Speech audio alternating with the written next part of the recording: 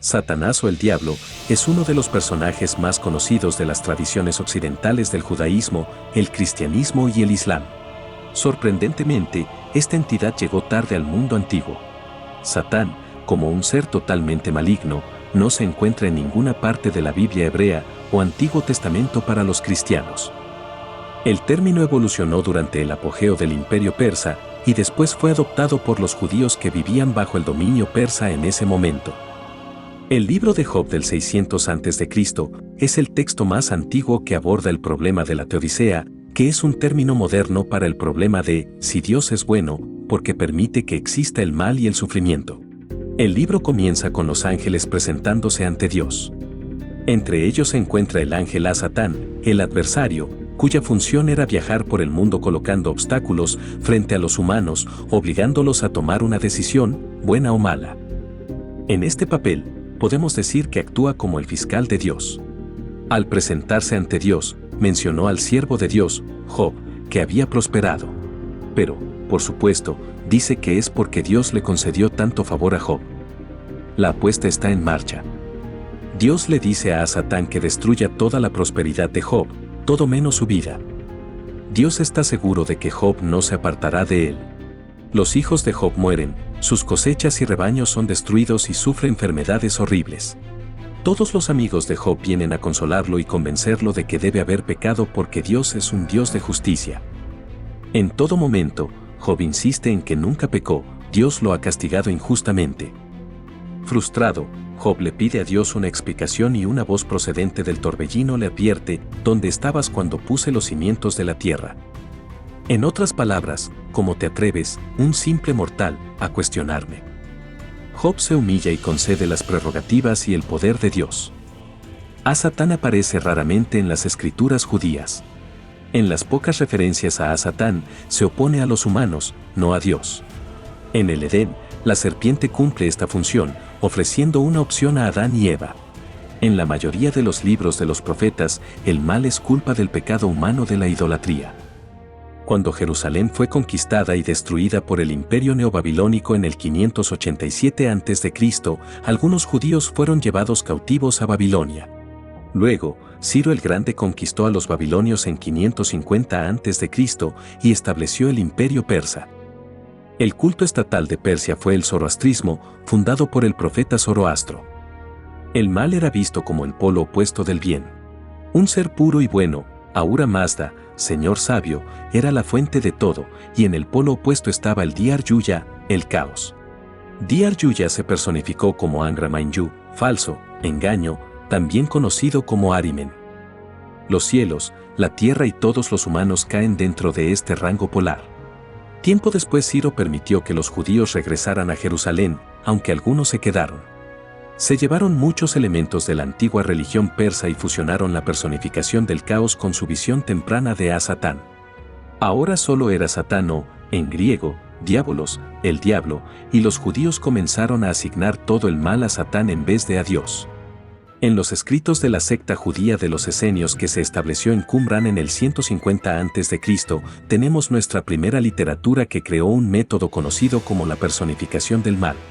La literatura sectaria equiparó a Satanás no solo con el mal, sino específicamente con cualquier persona o grupo que no estuviera de acuerdo con sus propios puntos de vista, incluidos otros judíos. Según sus textos, Dios había creado dos espíritus en los seres humanos, el camino de la luz y el camino de las tinieblas. Los demonios ahora estaban bajo el control de Satán, quien los envió a poseer a los que están en tinieblas para cometer el mal. Los esenios aplicaron nombres simbólicos a Satán y sus agentes, Biliel, Mandria, o, sin valor, en hebreo, que liderará a los hijos de las tinieblas contra los de la luz en la batalla final. Al igual que con los ángeles y arcángeles en el cielo, ahora tenemos jerarquía y diferentes funciones en la corte de Satán. Belcebú fue uno de los 7 príncipes del infierno y fue derivado de un antiguo dios cananeo que era conocido por deshacerse de las moscas, así se volvió Belcebú, señor de las moscas. Los libros de Enoc brindan más detalles sobre los hijos de Dios.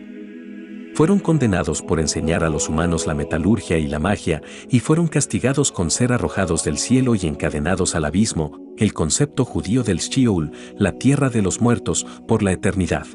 En otro texto, el libro de los Jubileos, se agregó más literatura sobre el diablo. El nombre de Satán aquí es Mastema, que significa odiado u hostilidad. Aprendemos que Mastema quería ser más alto que Dios y se rebeló. Él y sus compañeros ángeles fueron arrojados al abismo sin fondo. Satán se convirtió en el ángel caído. Dios quería destruir a todos los demonios después del diluvio, pero Mastema le pidió a Dios que le permitiera tener una 10ª parte de ellos para seguir atormentando a los hombres porque la maldad de los hijos de los hombres es grande. Con el permiso de Dios, Mastema se convirtió en el tentador que fue escrito en historias anteriores. En el libro de los Jubileos, fue Mastema a quien se le permitió probar a Abraham con el sacrificio de Isaac. En otras palabras, la omnipotencia de Dios permanece intacta. Satán no podría hacer su obra sin el permiso de Dios. Los líderes cristianos del siglo II después de Cristo adoptaron el método de la personificación del mal contra judíos, mujeres, herejes y todo lo pagano. Los cultos nativos creían que los dioses residían en sus templos, pero estos eran agentes de Satán. Los primeros retratos icónicos de Satán provienen de la deidad grecorromana de la fertilidad, Pan, que era mitad hombre, mitad cabra. Así es como Satán obtuvo sus pezuñas y cuernos. Pan era famosamente representado con un falo enorme y erecto. Este apéndice se volvió común al describir a Satán. Aunque en un principio era dibujado negro, el rojo se convirtió en el color estándar por su asociación con el fuego del infierno. También fue en el siglo II después de Cristo que tanto los cristianos como los judíos, los primeros rabinos, aplicaron nuevos entendimientos a la historia de la caída. Fue entonces cuando la serpiente fue identificada por completo como el diablo disfrazado, y Eva adquirió más notoriedad como la pecadora principal en el Edén. Con visiones misóginas de todas las mujeres, se entendió que Eva había sido seducida por la serpiente debido a ese enorme falo, y luego sedujo a Adán. En el tratado rabínico, Génesis Rabe, la vergüenza sexual de Eva es la razón por la que las mujeres permanecen con velo, y que la menstruación era el castigo por derramar la sangre de Adán. Las tradiciones religiosas de Europa, los celtas, el druidismo y los teutones agregaron otras características. Los celtas tenían un dios cornudo del oeste, Cernunnos, similar a Pan. La hija de Loki, Hela, tenía un papel dual en la fertilidad como también en el gobierno de los muertos, y su nombre se incorporó al lugar, Hel, infierno, en inglés. Con características animales, Lucifer y sus demonios tenían la habilidad de cambiar de forma, por lo que era necesaria una vigilancia constante. Se podía engañar a Lucifer y repelerlo con señales de la cruz, agua bendita, el rosario y hostias de comunión. Basado en las relaciones feudales, surgió el concepto de un pacto al vender tu alma a Lucifer a cambio de prosperidad. Solo la intervención de María, la Madre de Cristo, podía romper el pacto.